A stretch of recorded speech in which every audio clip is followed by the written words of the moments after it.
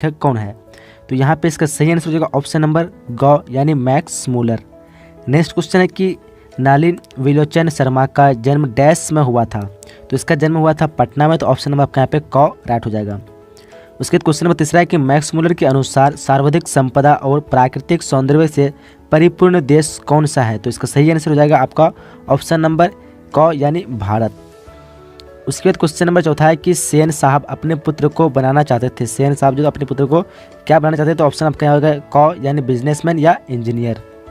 उसके बाद अगला क्वेश्चन पांचवा क्वेश्चन है कि मदन ने कासू के कितने दांत तोड़े डाले? तो इसका सही आंसर होगा ऑप्शन नंबर ख यानी 2 दांत।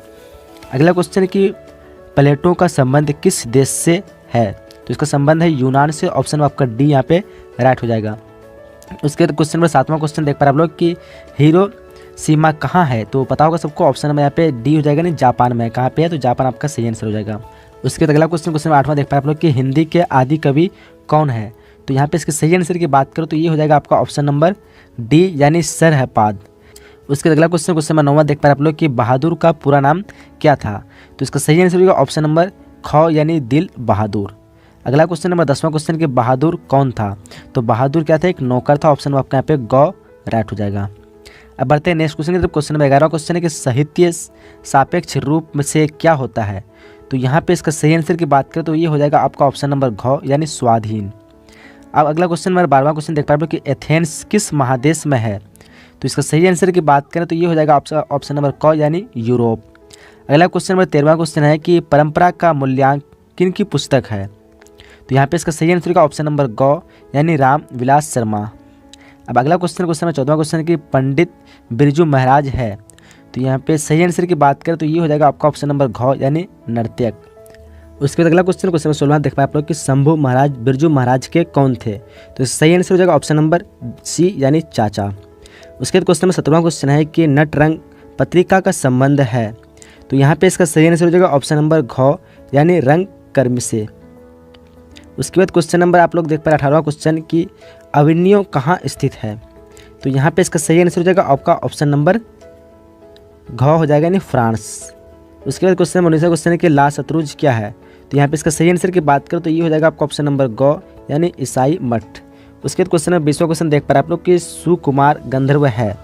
तो ये कौन है? ये हो जाएगा आपका ऑप्शन नंबर डी यानी शास्त्रीय गायक।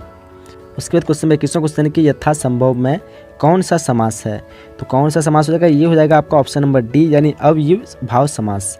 अगला क्वेश्चन नंबर 22वां क्वेश्चन है कि अपवाद शब्द में कौन सा उपसर्ग है?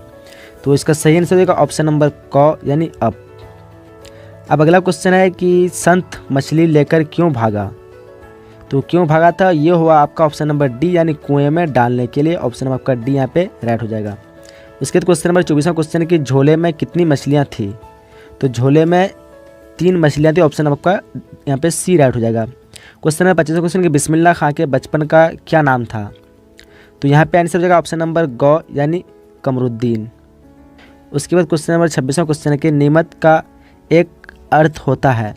तो इसका सही आंसर हो जाएगा आपका ऑप्शन नंबर ग यानी वरदान।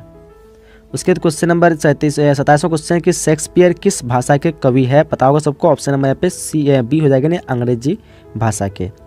अब बढ़ते हैं नेक्स्ट क्वेश्चन की तरफ। क्वेश्चन नंबर आपका 28वां क्वेश्चन है कि हिंद स्वराज के रचनाकार है? तो हिंद स्वराज के रचनाकार कौन है? तो इसका सही आंसर की बात करो तो ये हो जाएगा आपका ऑप्शन नंबर डी यानी Mahatma Gandhi. Question number 29वां question है गुरु नानक किस काल के कवि है?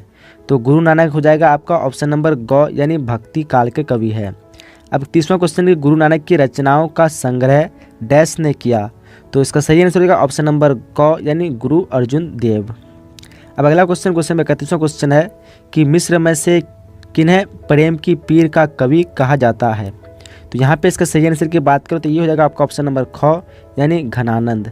उसके बाद क्वेश्चन नंबर 32वां क्वेश्चन है कि हिरोशिमा कवि के कवि है? तो ये हो जाएगा आपका ऑप्शन नंबर ख हो जाएगा यानी अज्ञेय। उसके बाद क्वेश्चन नंबर 33वां क्वेश्चन की आत्मजयी किनकी रचना है? तो यहाँ पे इसका सही आंसर की बात करें तो ये हो जाएगा आपका ऑप्शन नंबर ख यानी कुंवर नारायण। उसके बाद क्वेश्चन नंबर 34वां क्वेश्चन है कि हमारी नींद कवि के अनुसार देवी जागरण कहाँ हुआ था? तो यहाँ पे इसका सही आंसर की बात करें तो ये हो जाएगा आपका ऑप्शन नंबर ग यानी गरीब बस्तियों में। उसके बाद क्वेश्चन है 35 क्वेश्चन कि लौट कर आऊँगा फिर शीर्षक कवि मैं उल्लू कहाँ बोलता है। तो यहाँ पे इसका सही आंसर होगा ऑप्शन नंबर ख यानी कपास के पेड़ पर। उसके बाद क्वेश्चन में 36वां क्वेश्चन कि रैनर मारिया रिक्के किस भाषा के कवि है। तो यहाँ पे इसका सही आंसर की बात करें तो ये हो जाएगा ख नंबर यानी जर्मन भाषा के। अगला क्वेश्चन में 37वां क्वेश्चन के पाठ्य पुस्तक में संकलित रिक्के की कविता का हिंदी अनुवाद किन्होंने किया।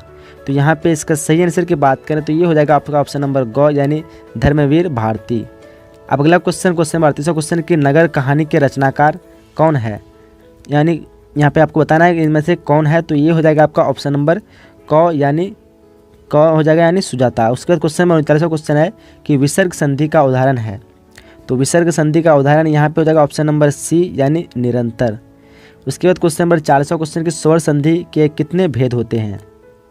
तो पता होगा आपको ऑप्शन नंबर यहाँ पे ग राइट हो जाएगा यानी 5 भेद होते हैं। उसके बाद क्वेश्चन नंबर 41वां क्वेश्चन देख पा रहे आप लोग कि राजकुमार शब्द में कौन सा समास है। तो इसमें समास की बात करें तो ये हो जाएगा आपका ऑप्शन नंबर क यानी तत्पुरुष समास है। क्वेश्चन नंबर 42वां क्वेश्चन कि कलेजा कांपना मुहावरे का अर्थ होता है। तो यहाँ पे इसका सही आंसर की बात करें तो हो जाएगा आपका ऑप्शन नंबर घ यानी डर से कांप जाना। उसके बाद क्वेश्चन नंबर 43वां क्वेश्चन है कि श्री गणेश होना मुहावरे का अर्थ है।